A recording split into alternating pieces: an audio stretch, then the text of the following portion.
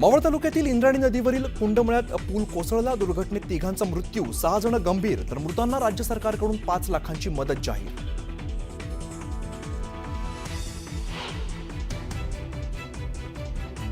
पूल पडून वाहून गेलेल्या 41 पर्यटकांची एनडीआरएफच्या टीमकडून सुखरूप सुटका. भर पावसातही एनडीआरएफकडून बचाव कार्य सुरू.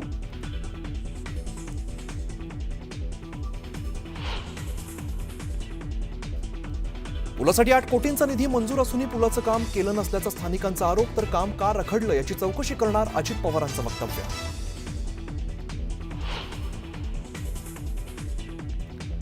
कुंडमळ्यातील पर्यटकांच्या मृत्यूसाठी प्रशासन जबाबदार, सुषमा अंधारेंचा गंभीर आरोप. घटनेची सखोल चौकशी करण्याची रोहित पवारांची मागणी.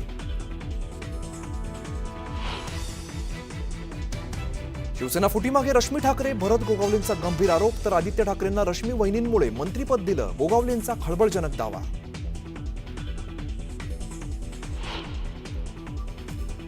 मुंबई महापालिका निवडणुकीसाठी उद्धव ठाकरे ऍक्शन मोडमध्ये. सेना भवनात शाखा प्रमुखांची बैठक. तर मतदार याद्यांवरती लक्ष ठेवण्याच्या सूचना.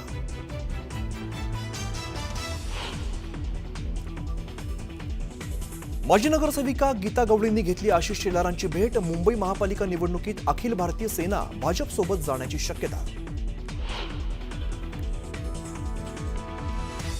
राजकोट किल्ल्यावरील शिवरायांच्या पुतळ्याच्या चबुतऱ्याजवळ जमीन खचली. जमीन खचल्याने पडलं भगदाड. व्हिडिओ सोशल मीडियावरती व्हायरल. बेळगावला मुसळधार पावसानं झोडपलं. चोरला घाटातला पर्यायी रस्ता गेला वाहून. पावसामुळे बेळगाव गोवा मार्ग बंद.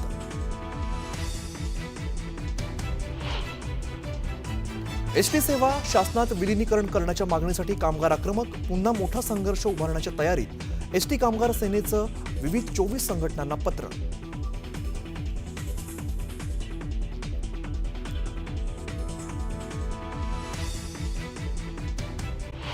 ब्रेकनंतर एक महत्त्वाची बातमी दुर्घटनेच्या संदर्भातली. मावळ तालुक्यात तळेगाव दाभाडे शहराजवळच्या प्रसिद्ध पर्यटन स्थळ कुंडमळा इथं इंद्रायणी नदीवरचा जुना पूल कोसळला. या दुर्घटनेत अनेक पर्यटक वाहून गेले. त्यातील 38 पर्यटकांना एनडीआरएफच्या टीमनं, स्थानिक रेस्क्यू टीमनं रेस्क्यू केलंय.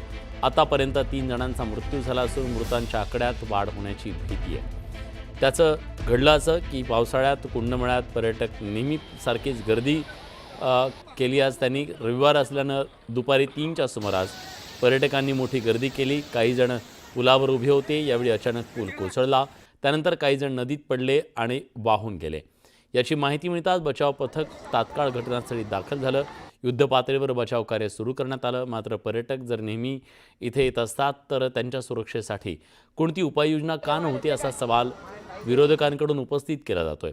दरम्यान या जुन्या पुलाची डागडुजी का केली नव्हती असा सवाल सुद्धा उपस्थित होतो.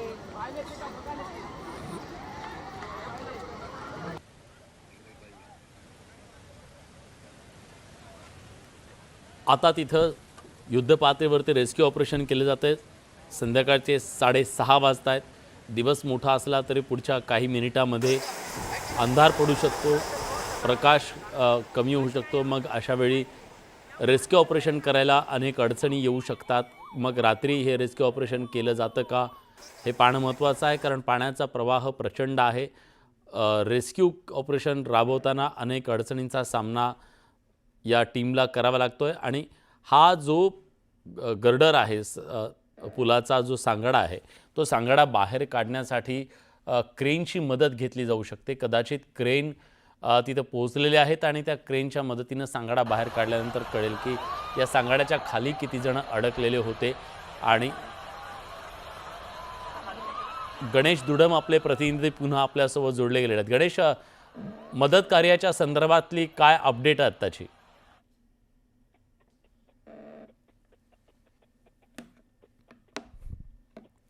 गणेश, माझा आवाज तुमच्यापर्यंत पोहोचतोय? काही तांत्रिक कारणामुळे माझा आवाज त्यांच्यापर्यंत पोहोचत नाही आहे. 4 दृश्य आहेत बघा, वेगवेगळी दृश्य. मदत कार्य तिथं युद्धपातळीवर केलं जातं आहे. पूल कोसळल्याच्या नंतरची वाहून जातानाची दृश्य एका बाजूला आहेत, जेव्हा ते पर्यटक पडले. अगदी दुर्घटना घडल्याच्या नंतरच्या काही मिनिटामधली ती दृश्य आहेत. पहिल्या विंडोमधली. दुसऱ्या विंडोतली एक व्यक्ती तिथं अडकला आहे, मदत पाहिजे पण पाण्याचा प्रवाह प्रचंड आहे आणि त्या व्यक्तीला तिथून बाहेर काढण्यासाठी शर्थीचे प्रयत्न केले जात आहेत. पुलाच्या लोखंडी गर्डरच्या खाली काही व्यक्ती अडकले होते आणि त्या व्यक्तींना बाहेर काढण्यासाठी शर्थीचे प्रयत्न केले, पण ती व्यक्ती मृत्युमुखी पडलेली आहे अशी सुद्धा आपल्याला माहिती तिथल्या रेस्क्यू टीमनं दिली. गणेश दुडम पुन्हा आपल्यासोबत जोडले गेले. गणेश, काय अपडेट्स? मुसळधार पाऊस सुरू झाला. त्या मुसळधार पावसामुळे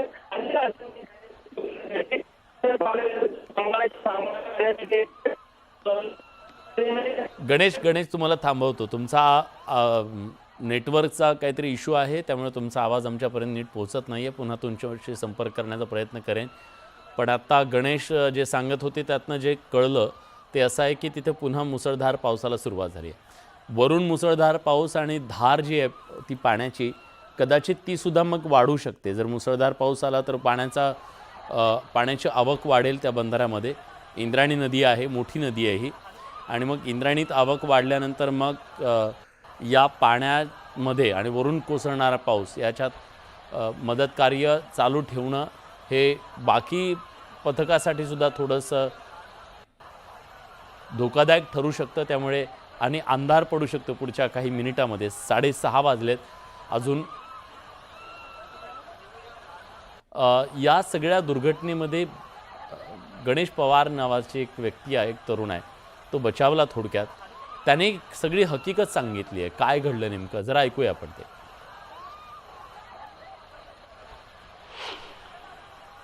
पूल अचानक पडल्यामुळे मी सुद्धा खाली पडलो होतो पाण्यात. मी पाण्यातनं वर निघालो. 4 ते 5 जणांना मी पण वरती काढलं. वरती काढल्यानंतर मी पलीकडे गेलो. माझी गाडी घेतली दुसरी आणि इकडनं इंदोरीवरनं परत आलो. तशी पूर्ण पुलावरती आहे ना 200 ते 250 लोक होते. वाहून अंदाजे 2 ते 3 गेले असतील.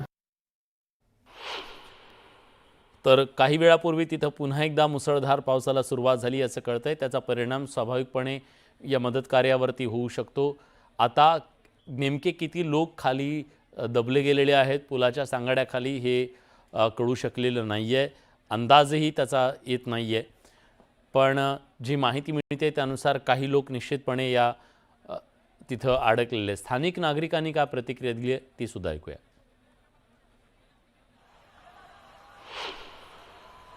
गर्दी होती, अशी एका जागेवर थांबलो होतो, डायरेक्ट पूल खाली पडला.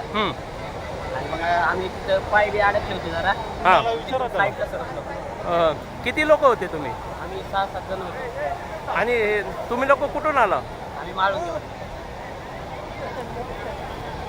मग आता अजून किती लोक पडले असतील आतमध्ये अंदाजी? आहेत तिथं ते 1-2 जण अडकलेले आहेत. तर तिथला जो प्रत्यक्षदर्शी होता त्यांनी माहिती दिली की काही जण अजून अडकल्याची भीती व्यक्त होती आहे. पण एक जीव वाचवण्यासाठी NDRFची टीम आणि स्थानिक तिथल्या ज्या वेगवेगळ्या संघटना संस्था आहेत त्यांच्याकडून सुद्धा रेस्क्यू ऑपरेशन युद्धपातळीवर राबवलं जात आहे. पण या रेस्क्यू ऑपरेशनमध्ये काही अडचणी येत आहेत. आपल्याला माहिती आहे की NDRFचे अधिकारी दीपक तिवारी आपल्या सोबत आहेत. दीपकजी, माझा आवाज तुमच्यापर्यंत पोहोचतोय? जी, आपकी आवाज आ रही है। क्या आप बता पाएंगे कि ये रेस्क्यू ऑपरेशन कब तक चलेगा? कितने लोग अभी भी पानी में है? कुछ जानकारी है आपके पास? देखिए, अभी तक कुल मिलाकर के 41 लोगों को यहाँ से कोलैप्स फ्रैक्चर से निकाला जा चुका है। हाँ, जिसमें से अभी जो है वी कैन नॉट से कि कितने इसमें से डेथ थे। कुछ लोग इंजर्ड थे जो अनरिस्पॉन्सिव थे, जिनकी संख्या 2 से 3 के बीच है, बाकी सभी लाइव थे।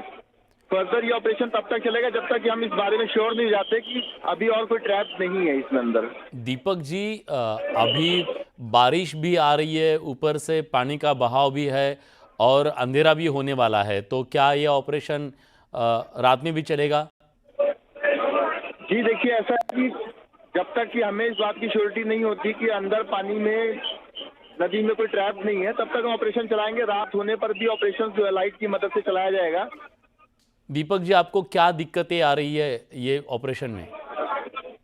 देखिए, ये जो कुंडमला का इलाका है, यहाँ पे जो इंद्रायणी नदी है, इसमें काफी बोल्डर्स हैं, चट्टान है, मतलब रॉकी स्ट्रक्चर है, तो इसमें बोट्स को इस पर्टिकुलर जगह में चलाने में दिक्कत है, लेकिन हमने उससे बचने के लिए जहाँ पे रॉकी स्ट्रक्चर खत्म होकर स्टेबल वाटर है वहाँ पे बोट चला रखी है, और हाँ। यहाँ पर भी रोप रेस्क्यू की मदद से जो है ऑपरेशन चला रहे हैं। ओके। एनडीआरएफ इस तरीके के ऑपरेशंस को डील करने के लिए पूरी तरीके से ट्रेंड है, हाँ हाँ। और हम लोग उसको यूज करते हुए वेरियस टेक्निक्स को ऑपरेशन चला रहे हैं, और तब तक चलाएंगे जब तक कि हमें इस बात की श्योरिटी नहीं मिल जाती कि अभी कोई और अंदर ट्रैप नहीं है। दीपक जी, बहुत बहुत धन्यवाद, आपने जानकारी दी, लेकिन एक सवाल का जवाब चाहिए आपसे। ये जहाँ पे दुर्घटना घटी है वहाँ पे रॉकी पूरा एरिया दिख रहा है, लेकिन ये आगे चल के क्या ये पानी का बहाव यही है, ऐसा ही है, या वहाँ पे कोई ज़्यादा पानी है? नहीं, देखिए इससे थोड़ा आगे जाके करीब 1 किलोमीटर आगे जाकर बहाव जो है थोड़ा स्टेबल है, लेकिन वहाँ भी बहाव काफी ज्यादा है। हाँ वहाँ पे हमारी टीम बोट्स का इस्तेमाल करते हुए देख रही है कि कोई बह करके आगे ना जाए। हाँ। तो अभी तक वहाँ पे कोई नहीं मिला है, जिससे ऐसा लग रहा है कि आगे कोई बह के नहीं गया है, लेकिन पूरी जानकारी तभी दे पाएंगे जब हम ऑपरेशन क्लोज करने के स्टेज पे आएंगे। ओके। और कितने लोग अभी तक आपने बाहर निकाले हैं, कितने लोगों की जान गई है, क्या अधिकृत आंकड़ा आप बताएंगे? देखिए कुल मिलाकर के 41 लोगों को निकाला गया है, जिसमें से 2 लोग अनरिस्पॉन्सिव थे, तो शायद वो डेथ कर गए, लेकिन उनके बारे में ज्यादा जानकारी डॉक्टर्स की टीम देगी। हाँ। लेकिन वो लोग अनरिस्पॉन्सिव थे, उनका कोई रिस्पॉन्स नहीं मिल रहा था। और ये जो 41 लोगों को आपने बाहर निकाला, क्या ये इंजर्ड है, क्या है, उनकी हालत कैसी है? उसमें से 2 लोग अनरिस्पॉन्सिव थे, तो शायद से उनका जो है रिस्पॉन्स हमें नहीं मिल रहा था, तो आगे की क्लैरिटी डॉक्टर्स की टीम बताएगी। बाकी करीब 5 लोग थे इंजर्ड थे।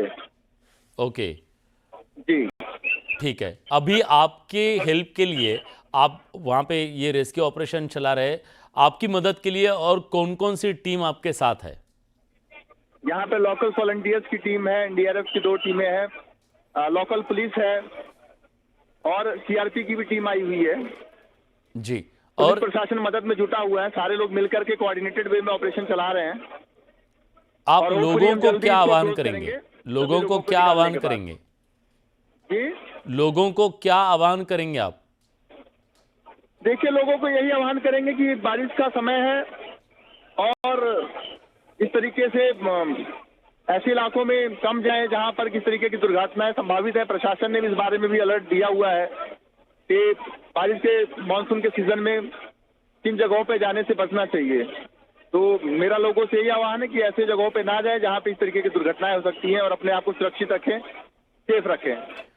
बहुत बहुत शुक्रिया। आखिरी सवाल मैं आपसे पूछना चाहता हूं कि ये जो ब्रिज का गर्डर है, ये क्या इसको निकालने के लिए अपने जो क्रेन लेके आए हैं वो अभी काम शुरू कर दिया उसने?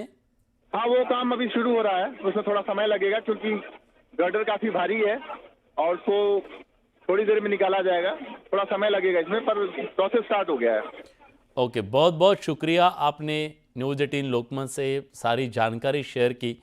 तर प्रत्यक्ष स्थळी काय रेस्क्यू ऑपरेशन चालू आहे ते त्यांच्या अधिकाऱ्यांनी सांगितलेलं आहे आपल्याला, आणि त्यातल्या त्यात समाधानाची बाब ही आहे की 41 जणांना सुखरूपरित्या बाहेर काढण्यात यश आलेलं आहे।